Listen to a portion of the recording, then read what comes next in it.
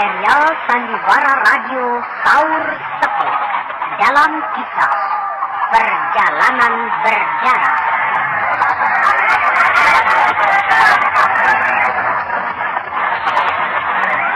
Dipersembahkan oleh Emtrostop, obat sakit perut terlengkap, khasiat rangkap, dan Prokos, obat flu yang dulu dibeli dengan resep dokter, sekarang dapat dibeli bebas di mana-mana.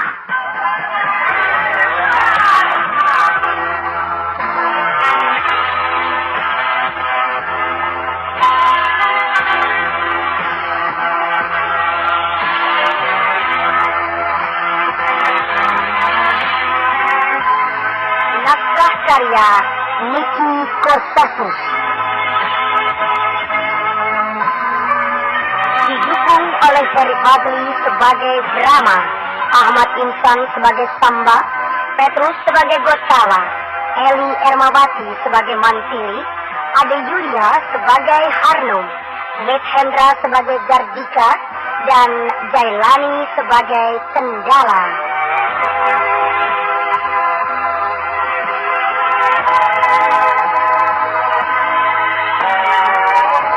Teknik dan montase Indra Mahendra.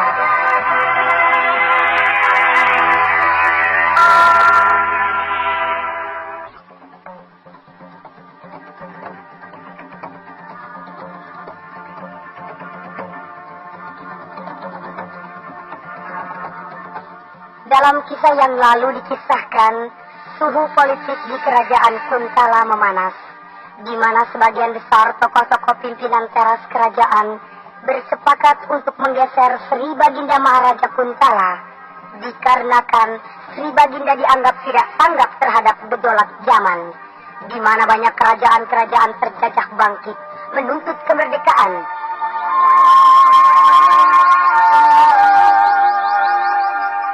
Sementara itu di Bukit Unggas, tempat para pejuang kemerdekaan kerajaan Niskala, tampak Raden Samba, Mantili, Gotawa, dan Dewi Harnum sedang mengadakan patroli sambil bersenda gurau, bercengkerama riang gembira.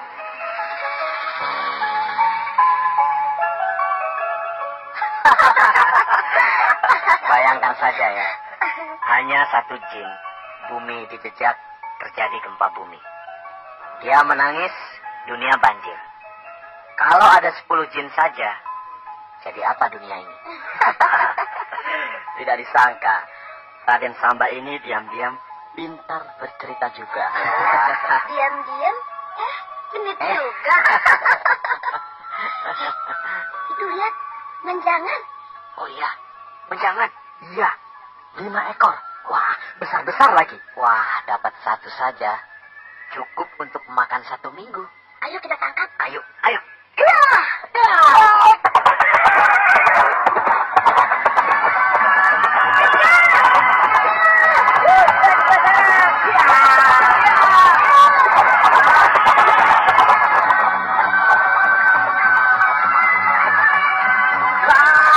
Wah, mereka buyar. Larinya bertebaran. Itu saja yang satu ekor yang paling gemuk yang ditangkap. Iya, dia lari ke sana. Ayo kejar.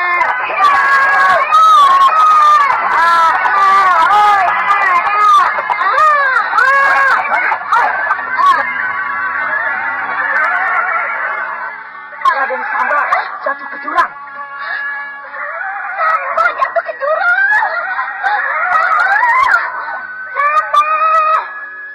Samba! Samba! Waduh, jurangnya sangat dalam. Syukur, di pinggirnya banyak ditumbuhi pohon besar.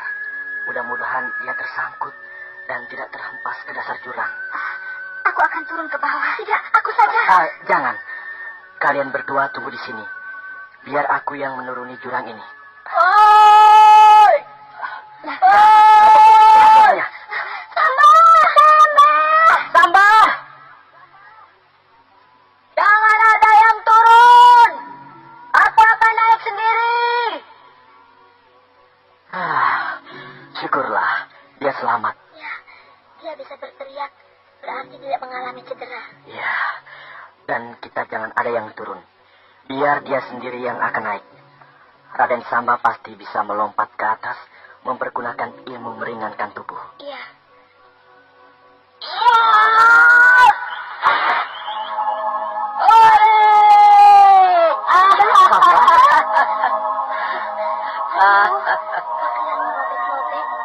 Dan badanmu lecet-lecet. Tidak apa-apa kok. Aku berhasil meraih cabang pohon dan menyangkutkan tubuhku ke pohon itu. Jadi tidak sampai terhempas ke dasar jurang. Tapi kau sakit. Ayo sini aku pijit. Tidak usah, Harnum. Tidak apa. Aku pintar ngurut kok. Sini. Tidak usah malu-malu. Ayo tiduran. Tidur? Tidak usahlah. Duduk saja. Biar enak. Tidak. Ya sudah, duduk saja.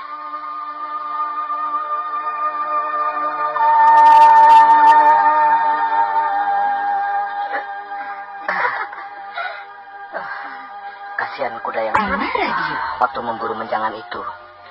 Rupanya kudaku terperosok ke lubang kecil di tanah.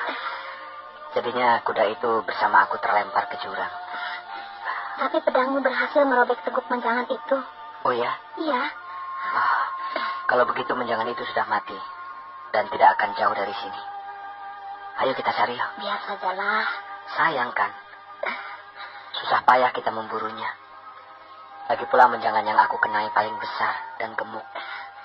Ayo kita cari sama-sama. Sudah lama aku ingin makan daging menjangan. Biar aku saja yang mencarinya, Raden. Kau di sini saja. Bagaimana, Mantili? Aku ikut, Kau di sini saja, Mantili. Tidak. Aku ikut dengan kamu mencari menjangan itu. Ya, terserahlah.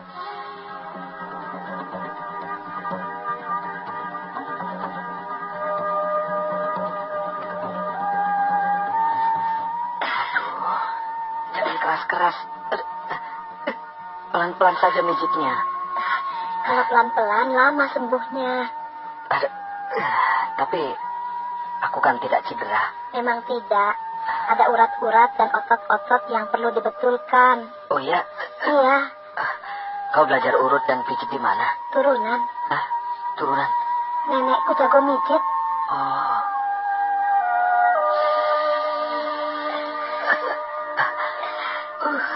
Aduh, sakit. Sakit-sakit enak. Pokoknya kalau dipijit sama aku, pasti ketagihan. Aku mau ketagihan. Masa kau tetap mau memijitku? Aku mau. Apalagi memijit laki-laki cakep. Nah, mereka datang. Pijitnya sudah.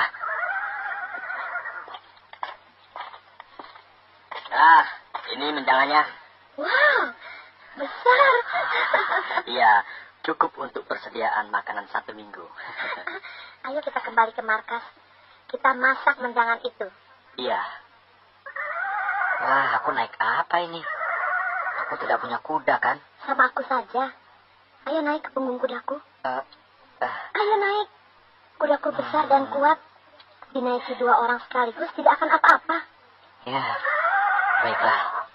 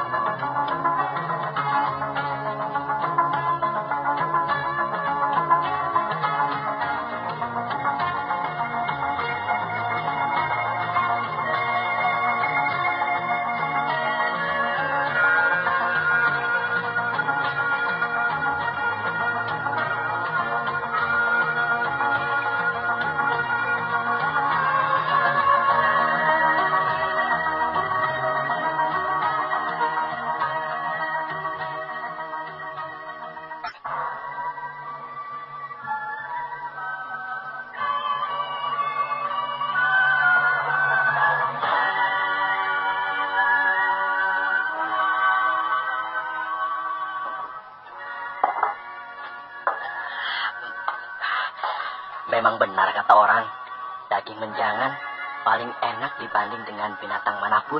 Kalau begitu, Kau harus pindah ke Padang Bintang, Gotawa. Memangnya kenapa? Di Padang Bintang, menjangan banyak sekali. Kalau di sini jarang. Padang Bintang itu di mana? Di sebelah timur kerajaan Niskala. Kakakku, Kakang Aji Saka, 1 bulan sekali mesti ke sana, berburu menjangan. Wah, kapan-kapan aku harus ke sana. Nanti kalau perang sudah selesai, kita sama-sama ke sana. Iya? Kok sudah nanti? Cukup. Oh, kok makannya sedikit? Sudah kenyang. Tidak enak masakannya ya? Enak. Betul enak kok. Kau tambah tidak, Samba? Cukup, Harno. Kenyang.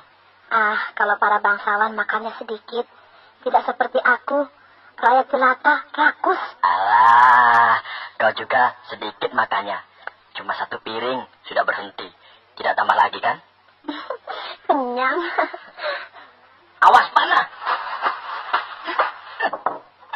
Panah itu menancap pada tiang bambu. Tidak jauh dari tempat dudukmu, Harno. Itu panah anak buahku. Panah anak buahmu? Iya. Kenapa dia memanah kau? Dia memberitahukan bahwa ada orang asing datang. Oh, dari pengintai? Iya, anak buahku yang melakukan pengintaian dari atas tebing batu cadas itu. Rupanya melihat ada orang asing yang datang ke wilayah kita. Kalau begitu, kita harus bersiap-siap. Dan siapa tahu musuh datang. Oi! Brahma. Kakak Brahma.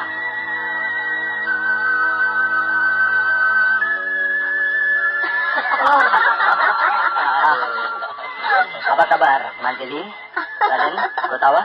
Baik, Kakang. Baik, Kakang. Syukurlah. Harnum, inilah tuanku Brahma, Raja Madangkara. Aduh, tampan. Masih muda sudah jadi... Tapi baru sekarang saya melihatnya langsung.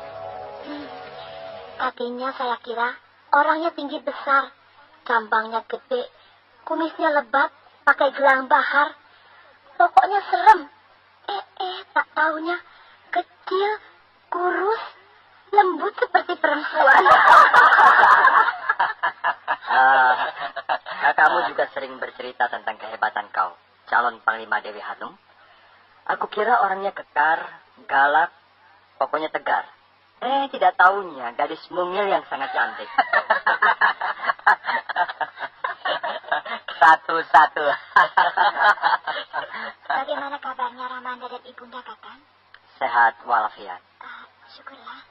Tapi seperti yang kita duga, Ramanda dan Ibunda tidak mau tinggal di istana. Lalu di Kampung Camparing? Benar. Wah, pasti Kampung Camparing geger. Wah, bukan geger lagi, Mantili. Gempar.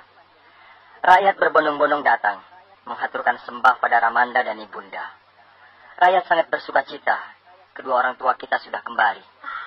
Saya bisa membayangkannya. Paman dan bibi Anda, Pak Arum dan Bu Arum, pasti menangis terseduh-seduh. Paman dan bibi Arum hampir pingsan. Mereka tidak percaya. Ibarat mimpi kedatangan Ramanda dan Ibunda.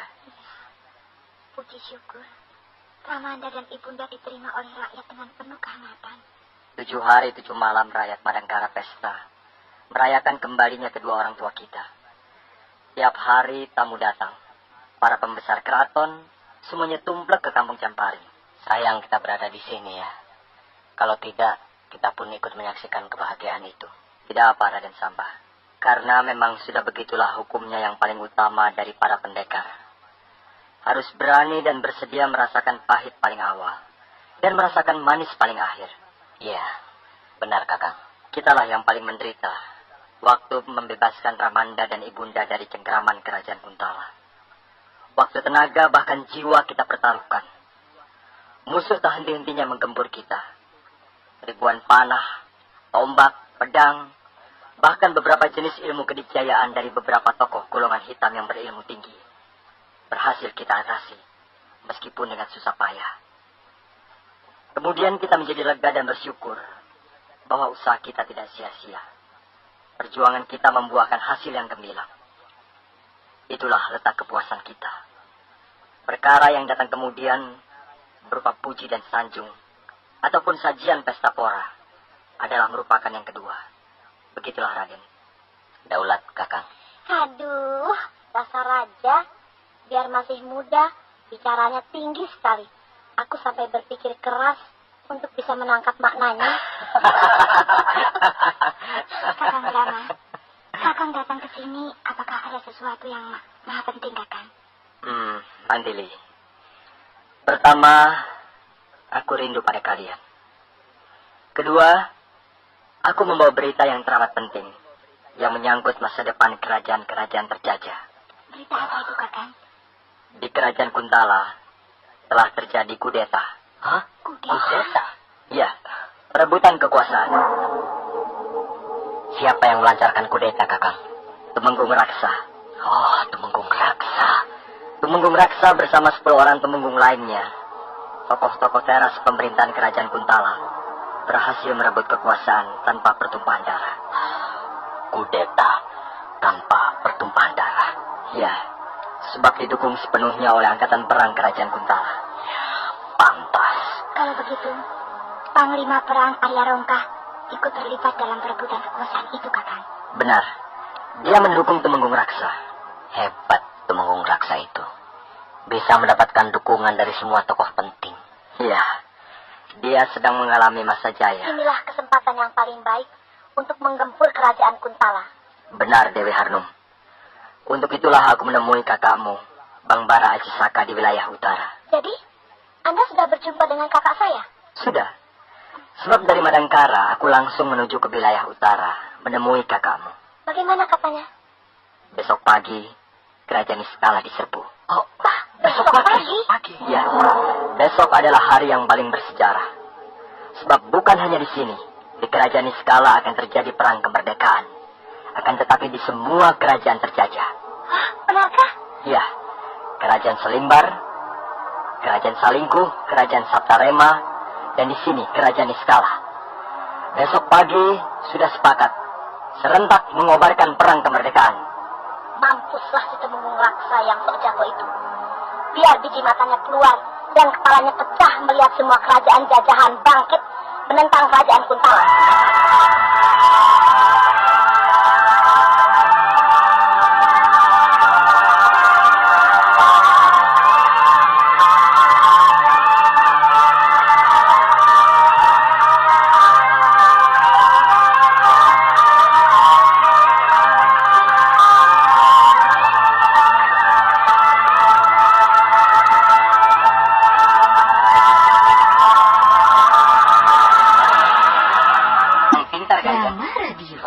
Kerajaan jajahan kita.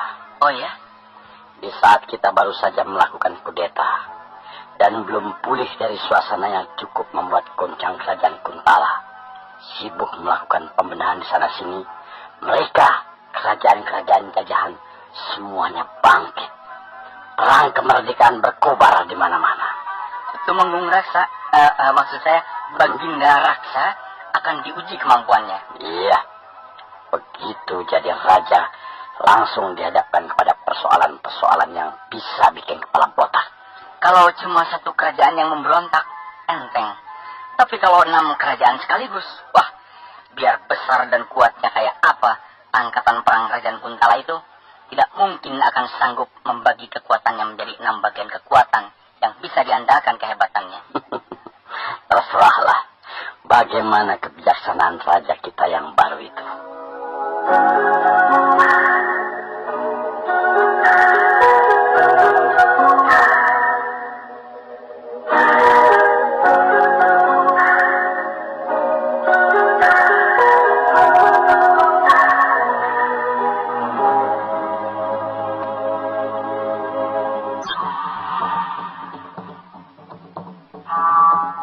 Keadaan di pusat kerajaan Kuntala menjadi semakin ruwet. Keadaan yang belum pulih dari suasana sehabis perebutan kekuasaan sudah dihadapkan kepada beban yang benar-benar sangat berat, di mana semua kerajaan jajahan Kuntala bangkit merebut kemerdekaan. Inilah kejelian drama dan Ajisaka, pemimpin perjuangan rakyat kerajaan Niskala, yang sabar menunggu sampai datang saat yang paling tepat untuk mengobarkan perang kemerdekaan.